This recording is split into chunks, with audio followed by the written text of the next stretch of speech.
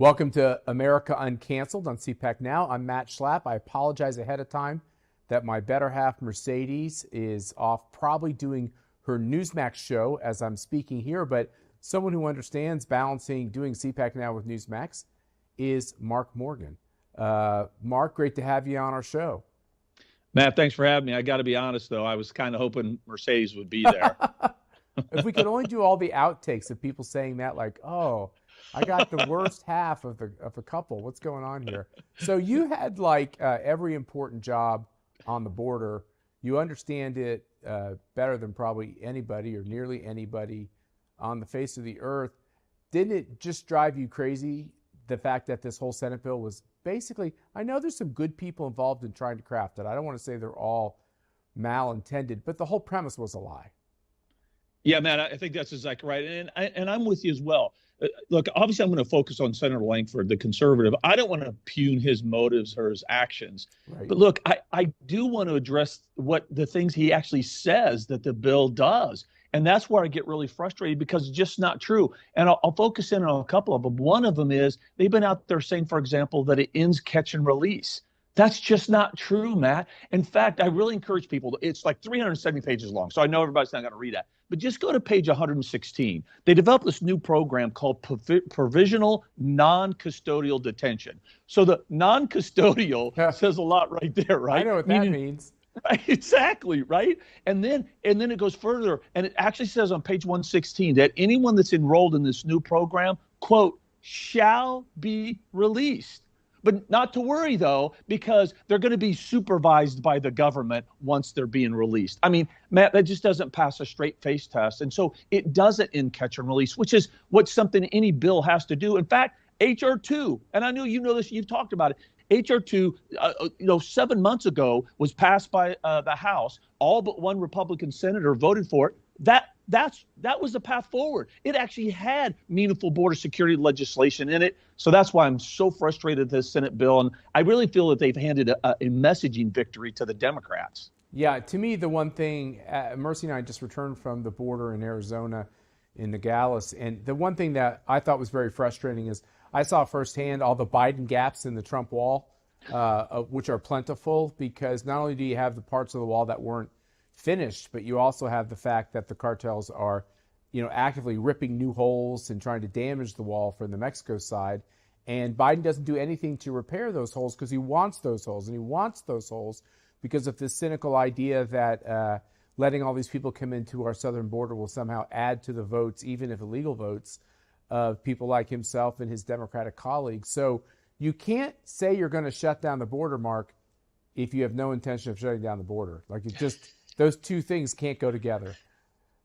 Yeah, Matt, I couldn't have said it better myself. And just listen to you reminds me, something I say all the time is you don't have to be a border security to understand what needs to be done. You just go down there, look for it, and use common sense, That's like right. the holes in the wall, right? So back to the bill. The bill does not require that President Biden actually use the congressional appropriated funding to build the wall. He says, no, we're just going to put it in a coffer just in case a conservative president gets into play, and therefore then they'll use it. I mean, that's absurd. I'll go back. H.R. 2, part of it, they said, no, you got to spend that money, what it was appropriated for now, and start building the wall. And one last thing on the wall, a lot of people don't understand, like, for example, the Chinese nationals that are coming over, I think we're somewhere close to 30,000 in the past 36 months. They're actually using TikTok. And they actually have an app there that shows illegal aliens where to go, how to get a hold of the smugglers, and then what specific areas to find the gaps in the wall so they can illegally enter. Yeah, and these criminal elements, these cartels on the Mexico side are increasingly increasing their power on the American side. It's beginning to be an ever-living hell for the people on the American side of the border because of Joe Biden. One man can solve all this, and one man has chosen not to solve any of it to make all of it worse. And, I was really saddened to spend time in Tucson. I went to some beautiful parts of Tucson. It's a great city, but you can see the areas around the border are being impacted by this constant flow of illegals. It doesn't mean that everyone who's an illegal, it means they're definitely all criminals, but it doesn't mean that they're all violent, terrible people. But when you don't vet anyone, you're getting large numbers of the criminal element, and we can see the impact it's having in cities like Tucson. We're seeing that in every community in the United States of America, because I want you to know, Marcus, we got on our airplane and came back to Washington, D.C. These people who came over the border illegally were on the plane with us. They're on every plane that every American is flying. And if you watch closely, you can see the passports they have that are unique. You can see their packet of information that's unique. Almost all of them don't speak the language. And they get concierge service from the moment they step into this country to the moment they step into your community, with the airlines helping them, with all these rideshare apps helping them. It's really a disgusting thing to see. Yeah, Matt, look, everything you just said, I know I'm probably bouncing my head up and down like a bobblehead, because you're absolutely correct. Just on the latter part, like if you and I go to the airport, we have to show a government ID. We have to sit there, let our picture be taken. We have to wait in line. That's right. We have to wait in line. When it comes to illegal aliens, it's important to put context. The illegal aliens will actually, before they come across an illegal enter, they'll take all the documentation that they do have and they'll intentionally leave it on the Mexico side and then illegally enter. Why? Because it's going to make it harder for us to actually know and vet who they are. And so there's an old saying in the Border Patrol, hey, before we ask you your name, make sure you like it, because that's going to be the name that's going to be associated with you as long as you're in the United States. So they drop their documentation on the Mexico side. They illegally enter. Oftentimes they provide a fake name. We have no idea to actually vet whether that's who they are or what their criminal background is, but yet we're giving them a piece of paper, and with that, they can board a plane and fly anywhere in the United States. Matt, this is absurd. And to your point real quick, a lot of people forget, when you illegally enter, that's a crime. That is a crime, punishable up to 6 months in prison and $1,000 fine. Yeah, but Mark, I get told on Facebook that it's just a misdemeanor if you seek asylum at the wrong point of entry, for instance, an illegal crossing. I guess if you commit a misdemeanor by coming to this country illegally, I guess we're just supposed to excuse it. But Matt, that's exactly what we do. There is zero consequences to that crime. Regardless of whether it's a misdemeanor or a felony, it is absolutely no consequences. But this is why this is important. Besides the fact everyone coming across is not good, as you just said, not everybody's bad, but not everybody's good. But here's the issue. All illegal immigration, whether you're a good person or not, has a downstream negative impact. And why? Right. Because it pulls resources off the front line. It leaves the border wide open, and the cartels exploit that. And it's that opportunity why agents are back in the facilities processing, and being a federal travel agency, the cartels gain operational control. And that's the moment that they push drugs and the criminals and national security threats into our country. And we use this word cartel, but you could use the word mafia. You could use organized crime. It's all the same thing. This is an organized effort to create chaos in these communities, and really every community in America now, and to surrender law enforcement is meaningless. So it's all part of Joe Biden's war on the cops. He has a war on the cops in all of our major cities, where they're trying to turn everything into a race riot. And the sad thing is the people that are dying of crimes in these cities are usually people of color, and they have a war on the Border Patrol.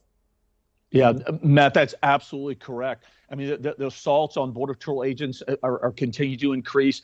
Border Patrol agents every day, because of the invasion level of numbers, Border Patrol agents are risking their lives every single day to rescue illegal aliens that are coming across, that the smugglers are just tossing them in the Rio Grande and saying, go that way. I mean, I can tell you heroic story after heroic story. And, real quick on the crime, you're talking about the police, that the issue in the cops in New York being assaulted by illegal aliens. Look, I'm glad that that's getting attention. It's long overdue, but that's just a microcosm. Last year, ICE alone arrested 73,000 criminal illegal aliens, including murderers, rapists, pedophiles. The list goes on. And the past 36 months, we've had almost 1.9 million known gotaways into the country in 36 months. The number of criminals, again, murderers, pedophiles, aggravated felons, and gang members that are now in the United States is unfathomable. Matt, this makes no sense. Everybody wins if we secure our border. There's no downside to securing our border. Yeah, totally agree. So there's a Republican fight going on. Mike Gallagher voted against the impeachment of Secretary Mayorkas. I've talked to other Republicans who say, well, we've got to be careful about how we use our impeachment power in the House. Can you think of a more suitable reason for impeachment than greenlighting and facilitating an invasion at our southern border from 150 countries, terrorists coming over the border, hardened criminals coming over the border, MS-13 coming over the border? I mean, isn't that the best reason to try to impeach someone? It is, Matt, and here's the issue. But we have to peel back a layer of the onion. So when you look at the crisis that's been created that you just described very well, is that then how did it happen? This isn't about a policy dispute, although don't get me wrong, I disagree with every policy that Mayorkas has enacted. But the way that he created this crisis was actually to intentionally refuse to enforce the law, violate the law, rewrite the law. He's abandoned every oath to the Constitution. He's abused his authority. And lied under oath because he always says the border's closed and secure. Matt, I lost track how many times he did that. He's lied to the American people, lied to Congress, you said, again and again and again. So think about this. Let's say you had a cabinet level official that comes in and he's honest and he says, yeah, those laws over there, those are okay. But you know what? I don't like them. So I'm not going to enforce them. And he tells the American people, I'm telling you, I will not enforce these laws. But the president lets the secretary remain. What's the people's recourse? So I give that. This is exactly what impeachment is designed for, that a man at a cabinet level official that has eroded the public's trust, has created a crisis that impacts every aspect of our nation's safety and national security. And he did so through violating the law and refusing to enforce the law. This is exactly what impeachment was designed for. So in your humble opinion, they will impeach Mayorkas as soon as this week, right? Yes, what I'm hearing right now is Tuesday. Scalise is going to be back once that happens. Because remember, Moore, the only reason why Moore voted for it, a lot of people were starting to attack him. He did it for procedural reasons so they can bring the vote back up. So he's not one of the rhinos. He actually did a good thing here. So anticipating it could be done as early as Tuesday of this week, Matt. And have you worked with Congressman Mike Gallagher? I have a high regard for him. What do you make of this decision, this kind of swerve to give Mayorkas a pass, to give the Biden policy a pass? Do you think he was planning on retiring anyway, or did he retire because he got unrelenting crap from everybody in his district? Well, I can tell you that his phone bank, what I'm being told, his phone bank going into his office shut down. It was overloaded. So whatever his decision was, this sure helped him to make the decision. There's no doubt. Look, I haven't really had any big issues with him or his voting record. At the end of the day, again, I don't know what his motives are, but he's just on the wrong side of this. Yeah. And at the end of the day, I think the American people put the Republicans back in charge of the House for a variety of reasons. And one of them is they wanted to see accountability. So I don't care whether the Senate actually does and the trial convicts him. I think what the conservatives are telling the American people, we hear you, and we're going to do our part to hold those accountable that are part of this crisis. Mark, we hope you I'm getting more and more confident that Donald Trump is going to be the 47th president. Not overconfident. I'm never overconfident in politics. Right. I'm hoping he puts you back on the team if he does. What would be the top two things we could do immediately with executive power to go a long way to shutting down this border? First, do what he did last time. Literally, I'd say just pull off the Trump era playbook, open up, declare a national emergency, and end catch and release. And there's several policies that go under that, but those are the two things he has to do: declare a national emergency and end catch and release, and all the policy goes behind that. And you're going to see this crisis reduced by 85% within a couple of months, Matt. And the one I hear all the time is remain in Mexico. Yeah. Some people tell me that was only possible because we were kind of in the age of COVID. Dispel the rumors and what's true and what's real. Could we get remain in Mexico pretty quickly after a Trump win?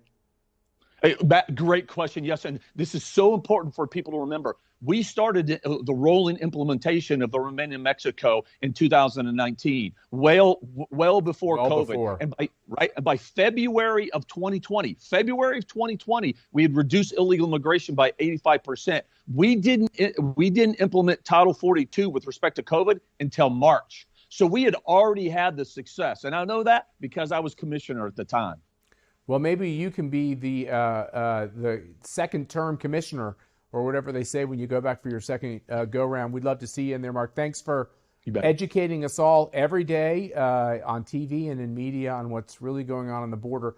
I think it's very important for people who love our country to understand that this is not a political issue, that this is not a good winning issue for us, because what's happening is our country is literally being destroyed by it. So don't take the cynical approach that some do in the swamp establishment GOP. Oh, the border's a great issue for us. I mean, our communities are being destroyed. Crime is going through the roof, which means a loved one of yours or mine or Mark's could be the next victim. And it's just a tragedy what's going on in our country. And Mark, I think on the border alone, the American people might say basta to Joe Biden.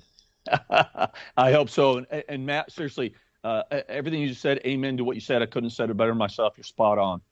Mark Morgan, thanks for joining us. Thanks for your great friendship and help with CPAC, and we'll talk to you again soon. You bet. Thanks, sir.